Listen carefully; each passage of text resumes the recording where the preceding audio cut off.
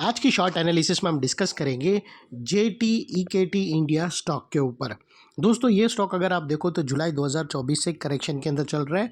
Overall अगर आप देखो तो ये स्टॉक ने 6 महीने यानी पूरा आधा साल स्टॉक ने करेक्शन में बिता दिया। और करेक्शन में भी दोस्तों स्टॉक ने यहाँ पर दोनों तरह का करेक्शन दिया, प्राइस वाइज टाइम वाइज दोनों।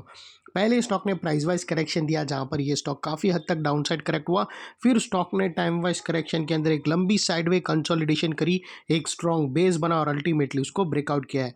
और फिलहाल ये स्टॉक को देखो तो दोस्तों यहाँ पर मल्टीपल पॉजिटिव फैक्टर्स एक साथ ब्रेकआउट हुए हैं, जिसके तहत ये स्टॉक करंट लेवल से अपसाइड में 15% अपसाइड रनअप के लिए रेडी है। लेकिन दोस्तों यहाँ पर कोई भी हमारी बाय सेल होल्ड रिकमेंडेशन नहीं है, ये प्योरली एजुकेशन पर्पज से मैं अपना पॉइंट ऑफ व्यू आप लोगों के सामने शेयर कर रहा हूँ। कोई भी पोजीशन लेने से पहले अपने फाइनेंशियल एडवाइजर को ज़रूर कंसल्ट कर लेना। दोस्तों आप लोग देख सकते हो कि ये वो टॉप था जहाँ से डाउन साइड करेक्शन स्टार्ट हुआ था डाउनवर्ड स्लोपिंग पैरेलल चैनल के थ्रू, और हैज़ लॉन्ग हैज़ स्टॉक ये डाउनवर्ड स्लोपिंग पैरेलल चैनल में था, स्टॉक प्राइस वाइज करेक्शन के अंदर एंगेज रहा और यहाँ पर कुछ लोअर लोज ट्रिगर हुए। दोस्तों अगर आप देखो तो फर्स्ट लोअर लोज यहाँ ट्रिगर हुआ, सेकेंड लोअर लोज यहाँ पर, थर्ड लोअर लोज और लास्ट लोअर लोज यहाँ पर। और जैसे ही दोस्तों ये downward sloping parallel channel upside में ब्रेकआउट हुआ, इसने मल्टीपल हायर हाइज को ब्रेक करके उसके अबाउ सस्टेन क्लोजिंग देकर कंफर्म कर दिया करेक्शन कंप्लीटेड। यहाँ पर हमें दो मेजर पॉजिटिव सिग्नल मिले फ्रेंड्स। पहले तो इसने डाउनवर्ड स्लोपिंग पैरेलल चैनल को अपसाइड में ब्रेक किया, जिसके वजह से जो स्ट्रेट डाउनसाइड फॉल आ रहा था प्राइस वाइज करेक्शन का, अल्टीमेटली वहाँ पर ब्रेक लग गई। सेकेंडली इसके जो लोअर लोज थे वो हायर हाइज में शिफ्ट हो गए क्लोजिंग बेसिस पे, जो हमें कंफर्म करता है कि स्टॉक के अंदर बॉटम लग गई है, करेक्शन कंप्लीटेड और ट्रेंड इसका चेंज हो चुका है। करेक्शन का ट्रेंड बाई साइड की तरफ शिफ्ट हो चुका है। अनलेस एंड अनटिल यहाँ पर कोई नया लोअर लोज ना मिले या पुराने लोअर लोज के नीचे क्लोजिंग ना मिले, तब तक हम यही मानकर चलेंगे कि यहाँ पर बॉटम लग गई है और करेक्शन कंप्लीटेड। और दोस्तों बात कर लेते हैं यहाँ पर डाइवर्शन की।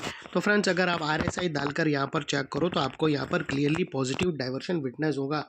प्राइस एक्शन के जो लोअर लो स्विंग है अगर आप देखो तो वो डाउन साइड की तरफ टिल्ट हुए हैं, वही RSI के और स्विंग देखो तो वो अपसाइड में टिल्ट होकर यहाँ से हमें ब्रेकआउट मिला है, जो एक अपसाइड मोमेंटम पंप कर सकता है स्टॉक के अंदर। और अल्टीमेटली दोस्तों बात कर लेते हैं यहाँ पर चार्ट पैटर्न की। तो फ्रेंड्स अगर आप देखो तो यहाँ पर हमें एक ज़बरदस्त पैरेलल चैनल ब्रेकआउट होता हुआ क्लियरली विटनेस होता है। दोस्तों अगर आप देखो तो यहाँ पर हमें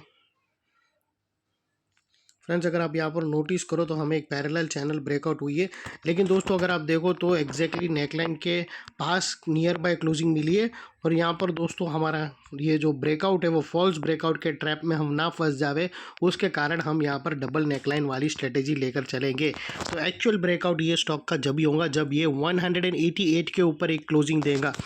दिन के दौरान दोस्तों ट्रेडिंग के टाइम पर स्टॉक ने ऑलरेडी ब्रेकआउट को चेज किया, लेकिन क्लोजिंग उसने ब्रेकआउट लाइन के नीचे क्लोजिंग दे दी।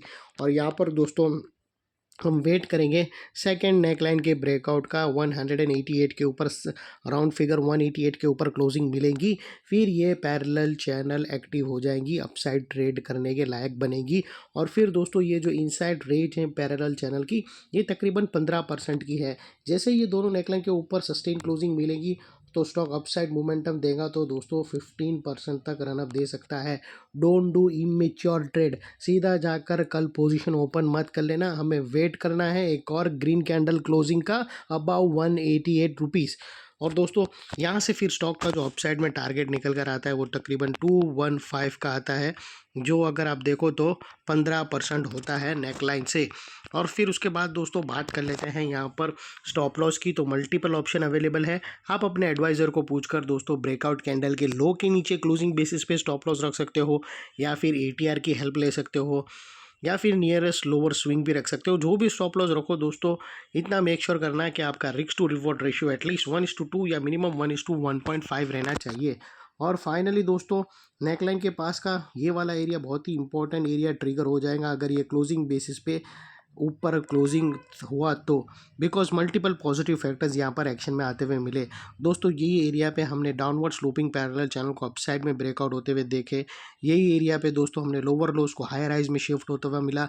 यहाँ पर ही दोस्तों हमें पॉजिटिव क्लियर डाइवर्शन RSI और प्राइस एक्शन के थ्रू मिला, और यहाँ पर ही दोस्तों एक पैरेलल चैनल भी ब्रेकआउट होते हुए मिली।